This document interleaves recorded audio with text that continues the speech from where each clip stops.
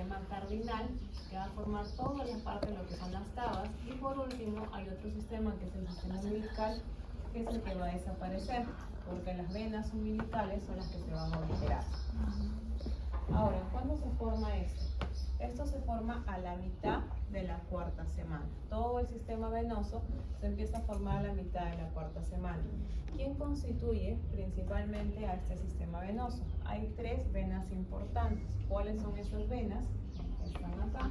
Es una vena vitelínea, o también llamada vena ónfalo-mesentérica. La otra es la vena umbilical y por último la vena cardinal común. A la 10ª semana, la vena cardíaca común o cardinal común va a desaparecer por completo, y las dos únicas que van a quedar formando este sistema venoso es la vena oblicuo de la aurícula izquierda y el sistema coronario. Esas dos estructuras van a formar todo el sistema venoso, y como ya les mencioné, básicamente este sistema venoso permite la formación tanto de las portas como de las cavas. Acuérdense, el sistema vitelíneo es el que va a dar toda la parte del sistema portal. El sistema cardinal es el que va a dar todo el sistema de las cavas. Y por último, el sistema umbilical es el que se va a obliterar o desaparecer. ¿Ok? Así como se forman las venas, también hay formación de arterias. Estos derivados de las arterias aparecen de los 6 arcos que ya hemos visto en algún momento, que son los arcos braquiales. Estos arcos braquiales o arcos faríngeos, si ustedes se acuerdan, eran 6 arcos faríngeos. El que va a desaparecer, se va a obliterar, el que va a desaparecer es el 5.º arco faríngeo. Del primero al tercer arco faríngeo van a ser tan iguales en la derecha como en la izquierda. El 4.º y 6.º arco faríngeo, como tienen este cuadro acá, va a cambiar según su ubicación, si es en la parte derecha o es en la parte izquierda. Por ejemplo, si les viene en el examen, les preguntan en el examen, el primer arco faríngeo, ¿qué arterias va a dar? Son las arterias maxilares. El segundo arco faríngeo son las arterias tiroideas, y también pertenecen a la parte de lo que es el estribo. El tercer arco faríngeo, tanto en la parte derecha como en la izquierda, lo que va a dar es la arteria carótida común y la primera porción de las arterias carótidas internas. Del 4.º al 6.º va a depender si es el lado derecho o es el lado izquierdo. Si les preguntan en el lado izquierdo qué vasos va a dar el 4.º arco faríngeo, es el callado aórtico desde la carótida común izquierda hasta la arteria subclavia izquierda, a diferencia del 4.º arco faríngeo que está en el lado derecho, que solamente va a dar una arteria, que es la subclavia derecha. El 5.º arco faríngeo no aparece acá porque este se oblitera. El 6.º arco faríngeo también es dependiendo si es en la parte derecha o en la parte izquierda. Si es en la parte izquierda, va a dar la arteria pulmonar izquierda y el conducto arterioso. Y si es en la parte derecha, solamente las arterias pulmonares derechas. ¿Ok? Entonces este cuadrito, apréndanselo porque siempre hay una pregunta en el examen de la parte de los resultados de los 6 arcos faríngeos. ¿Ok? De la parte arterial. Ahora, hay dos circulaciones que se encuentran bien marcadas. Una que es la circulación fetal y otra que es la circulación en el recién nacido. Es totalmente diferente la circulación fetal con la circulación del recién nacido. ¿Qué va a pasar? ¿Cuál es el principal órgano que le va a dar oxígeno al feto? La placenta. Entonces, esta placenta, como ven ustedes acá, va a estar completamente oxigenada, por así decirlo, y va a llevar oxígeno a través de la vena umbilical. Entonces, esta vena umbilical va a llevar sangre bastante oxigenada y va a tener dos caminos. Un 50% va a ir atravesando la parte de lo que es el hígado, por la parte de los sinusoides hepáticos, y un 50% va a ir por fuera del hígado. Quiere decir que un 50% no pasa a la parte hepática y va a entrar a la vena cava inferior por el conducto venoso. ¿Ok? Entonces, esta vena umbilical, llevando sangre bastante oxigenada, tiene dos caminos. Uno que pasa a través del hígado y llega a la vena cava inferior, y otra que pasa por fuera del hígado. Mediante el conducto venoso recién entra a la vena cava inferior. Los dos caminos se van a encontrar porque los dos caminos van a confluir en la vena cava inferior. De la vena cava inferior, esta sangre, ¿hacia dónde iría? hacia la aurícula derecha. Como ven ustedes acá, viene hacia la aurícula derecha. Parte de esta sangre de la aurícula derecha pasa por presión, de mayor presión a menor presión, a la aurícula izquierda. Y se acuerdan que había un agujero. Ese foramen oval o el agujero oval le permite el paso de la sangre de la aurícula derecha a la aurícula izquierda. ¿Ok? Una vez que sale la aurícula izquierda, esta aurícula también va a recibir sangre poco oxigenada del pulmón por sus 4 vasos importantes, que son las venas pulmonares. Pero acá va a ser sangre más oxigenada. ¿Ok? En los pulmones viene sangre obviamente poco oxigenada y se mezcla con la sangre oxigenada de la aurícula izquierda. De esta aurícula izquierda va hacia el ventrículo izquierdo. ¿Y qué vaso sale por el ventrículo izquierdo? Por el ventrículo izquierdo va a salir la aorta. Esta sangre oxigenada va a salir a través de la aorta, como ven ustedes acá, el callado de la aorta, y va a irrigar toda la parte del miembro superior. ¿Ok? Ahora, por otro lado, acá como vemos en esta aurícula derecha está pintada de azul. ¿Por qué está pintada de azul? Porque esta aurícula derecha también recibe sangre poco oxigenada de un vaso, de una vena importante, que es la vena cava superior. Esta vena cava superior lleva sangre a esta aurícula derecha y de la aurícula derecha esa sangre se va a ir al ventrículo derecho. ¿Y qué vaso sale del ventrículo derecho? Las arterias pulmonares, o mejor dicho, la arteria pulmonar. La pulmonar sale de ahí y va a tener una comunicación con la aorta descendente. Esa comunicación con la aorta descendente se llama conducto arterioso. Y acá la sangre va a ser menos oxigenada que la que venía directamente del ventrículo izquierdo. Y esa sangre, ahorita vamos a ver eso. Y eso va a descenderse, la aorta descendente va a llevar sangre hacia todo el miembro inferior y hacia la parte visceral. Va a regresar por las arterias umbilicales, sangre poco oxigenada, entra a la placenta, se oxigena y sale de nuevo sangre oxigenada por la vena umbilical.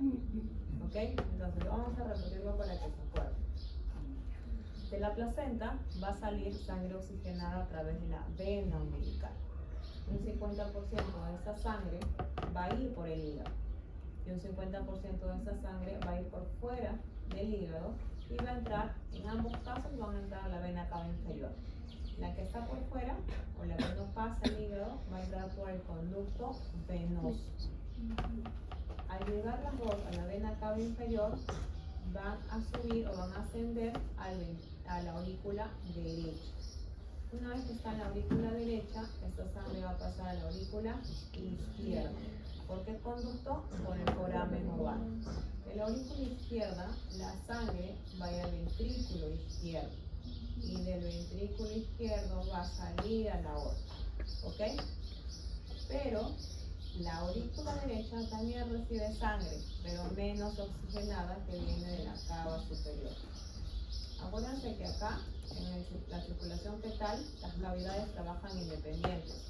Izquierda a un lado y derecha a otro lado. Entonces, de la aurícula derecha va a pasar el ventrículo derecho y de ahí va a salir por la pulmonar, por la arteria pulmonar, y se va a encontrar con la aorta descendente. Y hay una comunicación, en este caso es el conducto arterioso. Ese conducto arterioso permite que se mezcle sangre poco oxigenada, que viene de la parte de la cavidad derecha, con la sangre bastante oxigenada, bien oxigenada, que viene de las cavidades izquierdas. Esta sangre desciende por la aorta descendente y va a irrigar toda la parte del miembro inferior. ¿Ok? Cuando nace un niño, ¿qué pasa? Cuando nace el niño, obviamente que la placenta, lo que van a hacer es cerrar los vasos de la placenta porque van a retirar la placenta. Entonces, ¿qué cambios van a haber? Estas arterias umbilicales, como su nombre lo dice, porque están en la parte de lo que es la placenta, tienen una porción distal y una porción proximal. La porción proximal de la placenta va a formar dos vasos importantes. uno que es la arteria ilíaca interna y la otra que es la arteria vesical superior, ¿ok? Y la porción distal de esta arteria umbilical lo que va a formar es el ligamento umbilical. Eso es por la parte arterial o por la parte de las arterias umbilicales. Así como hay una arteria, hay una vena umbilical. La vena umbilical se va a obliterar y va a convertirse en el ligamento redondo del hígado. ¿Ok? Ahora, ahí tenemos los dos vasos que ya se cerraron. Teníamos otra comunicación. ¿Cómo se llama la comunicación que le permite entrar a la vena umbilical, a la vena cava inferior? Entonces, el conducto venoso. Este conducto venoso se cierra y se convierte en ligamento venoso. El otro conducto que se cierra, el conducto arterioso, ¿qué comunicación es? Es la comunicación de la pulmonar con la aorta descendente. Ese conducto arterioso también se cierra y se convierte en ligamento arterioso. Y por último, lo que se tiene que cerrar por el cambio de presiones es el agujero oval o el foramen oval. Entonces, cuando nace el niño, se producen todos estos cambios. ¿Ok? Entonces, como ven ustedes, la circulación fetal cambia cuando nace el niño. Y ahí tienen la lista de estructuras que van a cambiar. No se olviden de estudiar esas estructuras y los cambios que van a ver. ¿Ok? Acá vemos un corazón normal, con sus 4 cavidades. Sabemos que del ventrículo izquierdo va a salir la aorta y del derecho va a salir la pulmonar. ¿Qué va a pasar? Hay dos patologías dos patologías cianóticas frecuentes. La más frecuente, o la primera de la lista, es la tetralogía de Fallot. Entonces, como tenemos una tetralogía de Fallot, como ya lo han visto, como ya lo habrán leído, tiene 4 cosas específicas esta tetralogía de Fallot. Una de ellas es la estenosis de la pulmonar. ¿Qué va a pasar? Esta arteria pulmonar, va a tener un calibre más pequeño. ¿Ok? Hay una estenosis, un cierre de esta pulmonar.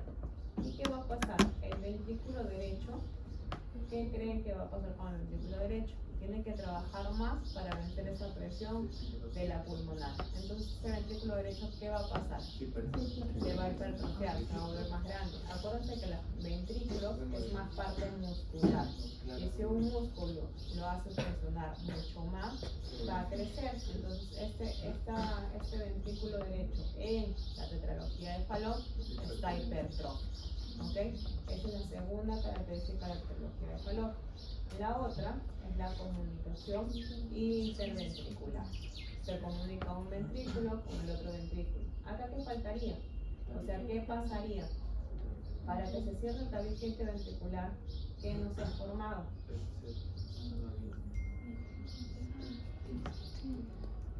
Acuérdense que para que se forme el tabique tiene 2 cosas específicas. El ventrículo izquierdo y derecho. Tiene una parte, Cojinete. el tabique ventricular tiene una parte muscular y tiene una parte membranosa. Para que se termine de formar o de cerrar ese tabique, tiene que formarse la parte membranosa. Entonces acá hay una ausencia de la parte membranosa del tabique. Entonces hay una comunicación interventricular. Y por último, la aorta normalmente no está saliendo en su ubicación normal, que es el ventrículo izquierdo, que está más pegado a la parte media, como un cabalgamiento, como que la aorta y la pulmonar se están cabalgando una sobre la otra. ¿Ok? Entonces estos niños cursan con un problema, con una cardiopatía cianótica, que quiere decir que se van a poner azulitos o moraditos. ¿Qué va a pasar con este niño? ¿Qué lo puede agravar más su situación? ¿Cuál es el que empeoraría su clínica, este bebé? La estenosis, la hipertrofia del ventrículo, la comunicación. Si yo cierro esa comunicación, ¿qué va a pasar con el paciente? Si yo cierro la comunicación intraventricular, este paciente lo puede llevar hasta la muerte, porque acuérdense que esa comunicación le permite mezclar la sangre oxigenada con la sangre poco oxigenada, porque acá tienen que vencer esa estenosis. Si la estenosis es recontra pequeña, va a pasar poca sangre oxigenada. Entonces esta comunicación le permite o le da chance al bebé que hay intercambio de sangre oxigenada con sangre poco oxigenada. Entre la estenosis, si tú le cierras la comunicación interventricular, lo matas. Y si el grado de estenosis es peor, también tiene peor pronóstico. La epidemiología de Fallot tiene una clasificación que asume que grado bucal. En cuanto a la transposición de grandes vasos, como ya habíamos mencionado, tanto la aorta como la pulmonar tienen que formarse un tabique. Ese tabique va a girar 180 grados para que la aorta salga del ventrículo izquierdo y la pulmonar del ventrículo derecho. Si no pasa eso, lo que va a formarse es que el ventrículo derecho, de ahí va a salir la aorta, y el ventrículo izquierdo la pulmonar. ¿Okay? Si ustedes se dan cuenta, eso está alterado, tiene que ser al revés. Es la segunda cardiopatía cianótica más frecuente. Okay, acá les volví a colocar la clasificación de los arcos en la parte arterial. Muy bien, vamos a empezar la clase del día de hoy, en la parte esquelética, la parte muscular.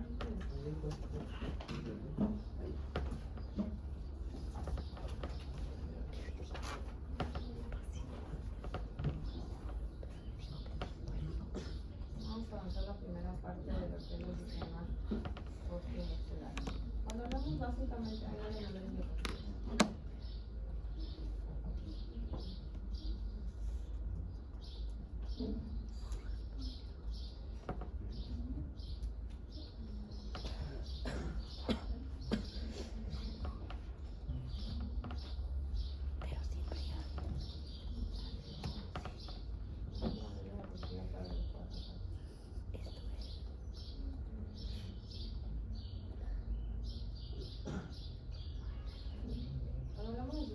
osteomuscular.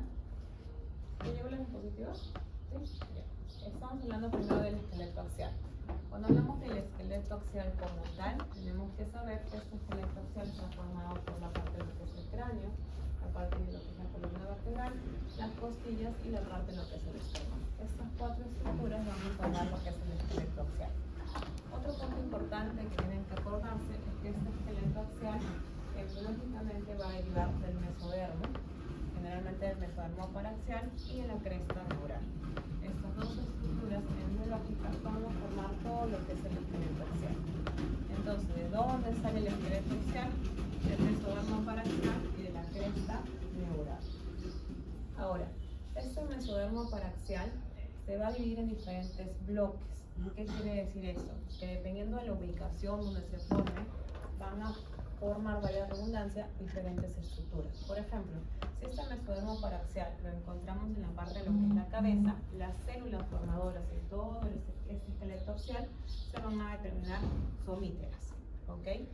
Si este mesodermo paraxial se ubica en la región occipital y caudal, aquí estas células que van a formar el esqueleto axial se llaman somíteras.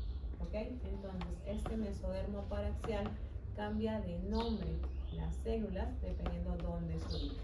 Acuérdense, si es en la cabeza, es somíteras. Si es en la parte, lo que es la región occipital y caudal, se llaman somíteras. ¿Okay? Estas dos células van a formar todo lo que es el esqueleto axial. Muy bien. Otra cosa importante es que básicamente las somitas van a formar dos cosas importantes. Van a formar los esclerotomas. Estos esclerotomas, vamos a ver más adelante, que son los encargados de formar toda la parte ósea en la columna vertebral. ¿Okay? Y va a formar otra estructura que se llama dermatomiotomas. Esos dermatomiotomas son los encargados de formar la parte muscular. Entonces, mi somita, por un lado, va a formar los esclerotomas, que al final lo que va a formar es toda la columna vertebral, y va a formar los dermatomiotomas, que es la parte muscular. ¿Ok? Si les preguntan el sistema muscular como sistema muscular, se va a empezar a desarrollar a partir de la tercera semana. ¿Ok? Ahora, a finales de la cuarta semana, las células mesenquimatosas van a desarrollar tres sistemas importantes. ¿Cuáles son esos? Los fibroblastos, los condroblastos y los osteoblastos. Como ustedes saben, todas estas tres estructuras constituyen el papel importante para formar toda la parte muscular, la parte ósea, la parte cartilaginosa. ¿Ok? Entonces, ¿en qué semana se forma todo el esqueleto axial? A partir de la tercera semana. ¿En qué semana se forman los fibroblastos, condroblastos, osteoblastos? En la cuarta semana. ¿Ok? Ok, otra cosa que vamos a ver nosotros es que existen dos tipos de osificación. Una osificación que se llama intramembranosa y la otra osificación que se llama endocondral. ¿Cuál es la diferencia? Cuando hablamos de una intramembranosa, básicamente no necesita un molde cartilaginoso para que se empiece a formar el hueso, a diferencia de la osificación endocondral. La osificación endocondral necesita un molde de cartílago hialino para que se empiece a formar hueso. ¿Ok? ¿Dónde encontramos osificación intramembranosa? Básicamente en los huesos planos del cráneo van a estar toda la osificación intramembranosa. Cuando hablamos de osificación endocondral, se van a encontrar en las extremidades y también en la base del cráneo. Entonces, la primera diferencia entre la intramembranosa y la endocondral es que la intramembranosa no necesita un molde cartilaginoso para la formación de hueso, a diferencia de la endocondral. La segunda diferencia es que la intramembranosa básicamente va a estar en los huesos planos del cráneo. En cambio, la endocondral va a estar en la base del cráneo y va a estar en los huesos de las extremidades. ¿Ok? Vamos a ver acá más adelante. Otra estructura que se va a formar es el cartílago. ¿Cuándo se forma el cartílago? Eso se forma a partir de la quinta semana de desarrollo y también, como toda la parte osteomuscular, a partir del mesentrio. ¿Ok? Ahora, hay tres tipos de cartílagos. Hay un cartílago que es hialino, que básicamente está en las articulaciones. Hay un cartílago que es el fibrocartilaginoso, que va a estar en los discos intervertebrales. Y por el último, que es un cartílago elástico, que está en el pabellón auricular. Entonces existen tres tipos de cartílagos que hemos mencionado. Vamos a desarrollar los dos tipos de osificaciones. Ya mencionamos algo antes de la intramembranosa, donde la vamos a encontrar en todo lo que es los huesos planos del cráneo. ¿Ok? Y como dice ahí su diapositiva, básicamente esta osificación intramembranosa no necesita un molde cartilaginoso. Se empieza a formar a partir de las células de los osteoblastos, que son las células formadoras de hueso. ¿Ok? Lo vamos a encontrar en toda la parte de lo que son los huesos planos del cráneo. Hay dos células importantes en este tipo de osificación, los osteoblastos y los osteocitos, que lo vamos a ver hoy día en la práctica. Si ustedes se dan cuenta, estas estructuras son como espículas que se encuentran en la parte central y de la parte central se van a ir a la periferia. Así es como se va a formar el hueso en la osificación intramembranosa. La intramembranosa no necesita un molde cartilaginoso, se empiezan a formar a partir de espículas en la parte central. Ahora, quienes forman parte de la osificación intramembranosa son los huesos planos del cráneo. ¿Quiénes forman parte del hueso plano del cráneo? El frontal, el parietal, el occipital, el temporal. Esos huesos básicamente tienen una osificación intramembranosa. ¿Cuál es la endocondral? Hemos dicho que la endocondral necesita un molde cartilaginoso y está caracterizado porque está en la parte de las que son las extremidades. Tiene dos centros de osificación la endocondral. Tiene un centro de osificación primario y un centro de osificación secundario. Cuando hablamos del centro de osificación primario, ese se encuentra en la parte central del hueso, en la diáfisis. En cambio, el centro de osificación secundaria se encuentra en la periferia, que se llama epífisis. ¿Dónde vamos a encontrar la osificación endocondral? En la base del cráneo y en los huesos de las extremidades. Como van a ver la imagen, a ver, díganlo, todo el día con el celular. Ya. La osificación endocondral, como les dije, necesita un molde cartilaginoso. Estas células mesenquimatosas se van a la parte central, como ven ustedes acá, y esos osteoblastos que se encuentran en la parte central van a recibir irrigación de los vasos. en la parte sanguínea. El centro de osificación en este tipo de osificación endocondral, el centro de osificación primaria está en la parte central, que se denomina diáfisis. El centro de osificación secundaria está en la periferia, que se denomina epífisis. ¿Ok? Entonces, acuérdense que cuando hablamos de osificación endocondral, tiene dos centros de osificación, primario y secundario. El primario es la diáfisis y el secundario va a ser la epífisis. ¿Dónde los encontramos? En los huesos de las extremidades. Ahí vamos a encontrar este tipo de osificación. ¿Ok? Como ven ustedes, son los huesos de las extremidades. El centro de osificación primario está en la parte central, que se llama diáfisis, y el secundario está en la parte periférica, que es la epífisis. Necesita un gran componente de irrigación que le permita migrar a estas células de la parte central a la parte periférica. Cuando nace el niño, los centros de osificación primaria, los que están en la diáfisis, están totalmente osificados. En cambio, los centros de osificación secundaria, que están en las epífisis, todavía les falta osificación. ¿Por qué creen que es eso? Porque el niño todavía va a crecer. Entonces, por eso cuando nace el niño, los centros de osificación secundarios que se encuentran en las epífisis todavía no están completamente osificados. ¿Ok? Ok, entonces, como ya hemos visto, existen dos tipos de osificación, endocondral e intramembranosa. ¿Cuál es la diferencia? Ya les he mencionado, uno necesita un molde cartilaginoso, otro necesita dos centros de osificación, uno primario y otro secundario. ¿Ok? Vamos a hablar del cráneo. Cuando hablamos del cráneo, este cráneo tiene básicamente dos tipos de neurocráneo. ¿Qué quiere decir? Formación ósea. Este cráneo tiene un neurocráneo membranoso y un neurocráneo cartilaginoso. Por ende, en el cráneo hay dos tipos de osificación, intramembranosa y endocondral. ¿Ok? Entonces, este cráneo está compuesto por el neurocráneo membranoso, que es la caja del cráneo, y el neurocráneo cartilaginoso, que es la base del cráneo. ¿Ok? Aparte, este cráneo contiene suturas y fontanelas. Tiene 6 fontanelas y tiene 4 suturas. Estas fontanelas, también llamadas anterior, posterior, lateral, como ven ustedes acá, tengo suturas y tengo fontanelas. Tengo mi sutura coronal, que va de un lado hacia el otro lado. Tengo mi sutura sagital, que va en la parte media, posterior. Mi sutura frontal, que va en la parte anterior.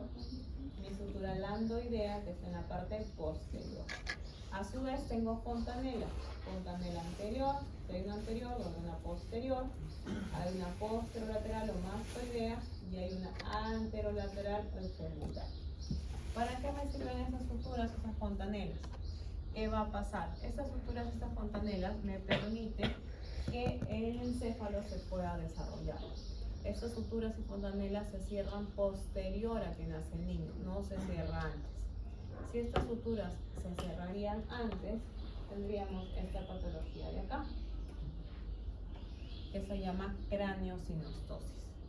Cuando hablamos de la craniosinostosis, es un cierre prematuro de estas suturas que hemos mencionado. ¿Ok? Entonces, cualquier cierre prematuro de todas las suturas que hemos mencionado se llama craniosinostosis. ¿En qué va a variar? Va a variar qué tipo de sutura se cerró primero. Por ejemplo, si yo tengo mi sutura, que es la que se ha cerrado antes, que es la parte de lo que es la sagital, la parte media de acá, esta craniosinostosis va a tomar el nombre de craniosinostosis escafocefálica. ¿Ok? Es el cierre prematuro de la sutura sagital. ¿Y qué va a pasar? Si ustedes ven el cráneo de este niño, tiene más prominencia en la parte posterior, porque esta sutura se ubica en la parte posterior. ¿Ok? Ahora, si el cierre... No se desarrolla normal, porque hemos dicho que las fontanelas y las suturas le permiten al niño desarrollar el encéfalo. ¿Qué pasa si estas suturas se van a cerrar prematuramente? El encéfalo no se va a desarrollar por completo. completo, muchas veces. Muchas veces los niños van a tener un coeficiente normal, pero muchas veces va a tener un retardo mental. ¿Okay? Otra cosa que va a tener es la deformidad, obviamente, de la cabeza. Y es más, cuando afecta, dependiendo de la sutura, puede también tener deformidad lo que es la cara. Ahora, otra cosa que si ustedes han visto, los niños cuando nacen y les colocan durante varias horas en una sola posición, la cabeza adopta la posición de cómo lo han posicionado o cómo lo han puesto al bebé. ¿Por qué? Porque esas fontanelas y esas suturas no están totalmente cerradas. Es más, cuando nacen los niños por parto vaginal, a veces jalan tanto que producen a veces fractura de lo que es el cráneo, y a veces hay unas deformaciones en la parte de lo que es el cráneo, porque son bastante dóciles y porque esas suturas y fontanelas todavía no se han cerrado. ¿Ok? Por ejemplo, si la sutura que se cerró prematuramente es la coronaria, la corona que está adelante, dependiendo si se ha cerrado toda o dependiendo si se ha cerrado una parte. Si se ha cerrado toda, se llama craneosinostosis braquicefálica. Si solamente se ha cerrado una parte, sea la parte derecha o la parte izquierda, se llama craneosinostosis plagiocefálica. ¿Ok? ¿Qué quiere decir esto? Que dependiendo de qué sutura se cierre, toma el segundo nombre. Pero en sí, todas las deformidades o todos los cierres prematuros de las suturas se llaman craneosinostosis. ¿Ok? Ahora, este cráneo, hemos dicho que tiene dos partes. La primera parte es el neurocráneo membranoso. Si es membranoso, va a tener una osificación intramembranosa. Y habíamos comentado que la osificación intramembranosa básicamente está en todos los huesos planos de la cabeza o del cráneo. Entonces, otra cosa que deben de acordarse de la primera lámina es que este neurocráneo embriológicamente está compuesto por dos partes, o viene de dos partes, de la cresta neural y del mesodermo paraxial. ¿Ok? Si ustedes se dan cuenta, la cresta neural está de celeste o de azul y el mesodermo paraxial está de naranja. ¿Por qué están de estos colores? Por lo siguiente. Todos los huesos de acá, en este cráneo, que están de celeste o de azul, derivan de la cresta neural. ¿Qué quiere decir esto? Que el hueso frontal le pertenece o sale de la cresta o deriva de la cresta neural. El hueso parietal deriva del mesodermo paraxial. Entonces, se lo he puesto de colores para que lo puedan identificar. Toda la parte de lo que deriva de la cresta neural está de azul y toda la parte de lo que deriva del mesodermo paraxial está de naranja. Entonces, este neurocráneo membranoso deriva de dos partes, de la cresta neural y del mesodermo paraxial. ¿Qué tipo de osificación tiene este neurocráneo membranoso? Tiene una osificación intramembranosa. ¿Ok? Ahora, esa es la bóveda del cráneo. El cráneo tiene una base. La base del cráneo se llama neurocráneo cartilaginoso o condrocráneo. Esa es la base del cráneo.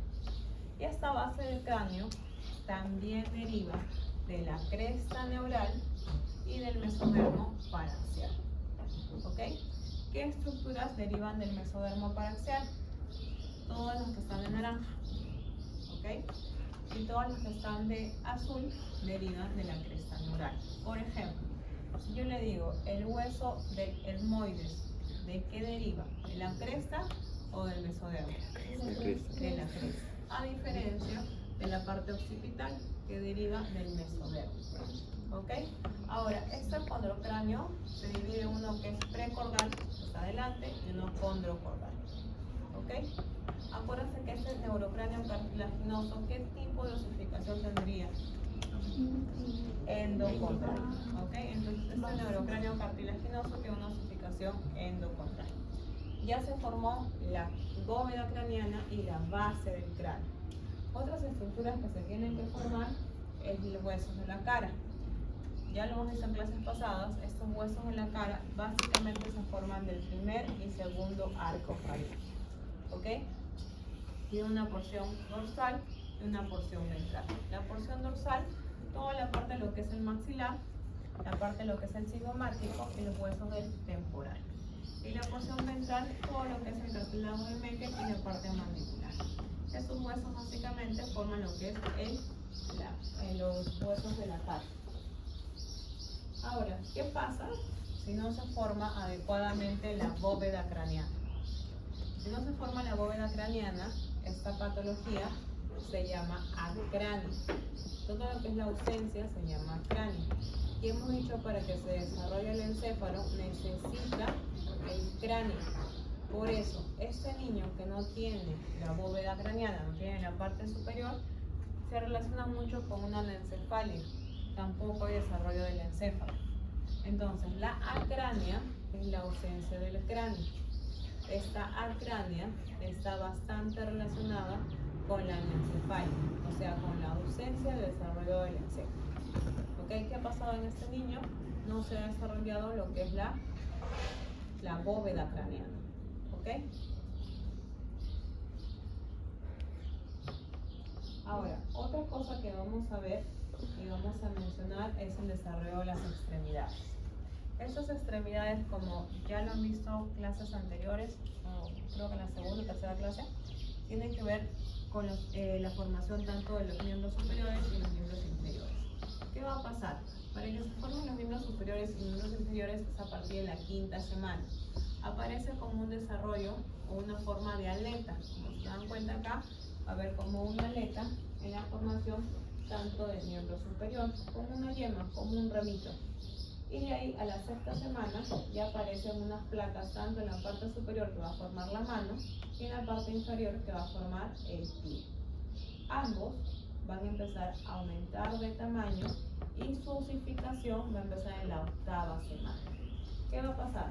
Empieza a crecer y a desarrollarse, pero estos van a estar totalmente fusionados. Tiene que haber un proceso que es de apoptosis, y este proceso de apoptosis hace que estos dedos se puedan separar. Si no hay la separación o si no hay el proceso de apoptosis, estos dedos van a permanecer totalmente pegados y se va a dar una patología que se llama la sindactilia, que es la de acá. Esta sindactilia es la fusión de uno o más dedos. ¿Por qué se produce? Es por la ausencia del proceso de la apoptosis. Si hay una ausencia de este proceso, porque se va a dar la sindactilia, que es la fusión de uno o más dedos. ¿Cuál es el tratamiento? El tratamiento es quirúrgico, hay que cortarlo. ¿Ok? Ok. Hemos hablado de la formación de la cabeza, un poco de las extremidades, y ahora la otra formación es de la vértebra. Para que se forme la vértebra, hemos dicho, o en la primera lámina mencionamos unas células que son las somitas, ¿ok? Estas somitas tienen dos partes, habíamos mencionado, una que es la esclerotoma y la otra que es el dermatomiotoma. El esclerotoma va a formar todo lo que es la parte vertebral, ¿ok? Y el dermatomiotoma toda la parte muscular. ¿De dónde derivan esas somitas? Acuérdense del mesodermo paraxial, ¿ok? Otra cosa que se tienen que recordar es que básicamente una vértebra está compuesta por el cuerpo vertebral, por el foramen vertebral, las apófisis dependiendo en qué vértebra esté, apófisis transversas y apófisis espinosas, y aparte el arco vertebral. ¿Ok? ¿Qué va a pasar? Estas somitas, por la parte de los esclerotomas, estos esclerotomas se encargan de formar la parte vertebral. ¿Y cómo lo van a formar? Ustedes ven acá el tubo neural, ¿verdad? Ese tubo neural, que va a formar después la parte medular, tiene que estar protegido. Alrededor de ese tubo neural, ¿qué creen ustedes que se tiene que formar? Alrededor de ese tubo, ¿qué se formaría? Si acá está mi tubo neural, ¿qué estructura tendría que proteger ese tubo neural, por así decirlo? La vértebra, ¿ok? Entonces, si ustedes ven, el esclerotoma está acá. Estas células del esclerotoma están acá. Hemos dicho que estas células del esclerotoma, ¿para qué me sirven? Para formar parte de los huesos de la columna vertebral, parte de la vértebra. Entonces, si yo tengo acá mi tubo neural, alrededor, estos esclerotomas van a migrar de un lado hacia el otro lado para que formen la parte vertebral. Estos esclerotomas van a formar todo lo que es la parte vertebral y van a cruzar de un lado hacia el otro lado para que forme todo lo que es la vértebra. ¿Cuándo va a ocurrir eso? A partir de la 4ª semana. Acuérdense que va a cruzar de un lado hacia el otro lado para que formen toda esta columna vertebral. ¿Ok? Otra estructura que se va a formar es entre vértebra y vértebra, se va a formar los discos intervertebrales. ¿Para qué me sirven esos discos intervertebrales? Para que me dé la movilidad de esa vértebra, ¿ok? Para que ésta se pueda movilizar. Ahora, la formación de toda esta columna vertebral va a tener dos cosas importantes: formar curvaturas. Hay dos curvaturas que se van a formar. Son las curvaturas primarias y las curvaturas secundarias. ¿Cuándo se forman las curvaturas primarias o cómo se llaman? Esas curvaturas primarias están representadas por la curvatura torácica y la curvatura sacra, ¿ok? Las curvaturas secundarias también son dos. Las curvaturas secundarias son la cervical y la lumbar. Pero esta cervical y esta lumbar va a depender de qué. Básicamente la cervical va a depender cuando el niño empieza a sostener su cabeza. Ahí se va a formar la parte de lo que es la curvatura cervical. Y la curvatura lumbar va a depender cuando el niño empieza a caminar. ¿Ok? Entonces, ¿cuántos tipos de curvaturas tenemos? Dos: primarias y secundarias. Las primarias son la parte de lo que es la sacra y la torácica, y las secundarias son las cervicales y las lumbares. ¿Ok? Entonces, ya hemos visto cómo se forma toda la parte de lo que son las osificaciones. Existen dos tipos de osificación. Hemos visto toda la parte de la parte ósea, y nos faltaría la parte muscular. ¿Ok? La parte muscular lo terminamos la próxima semana. Para los que llegaron tarde, el examen, ya terminamos con la clase de hoy. Para los que llegaron tarde, el examen va a ser el día 1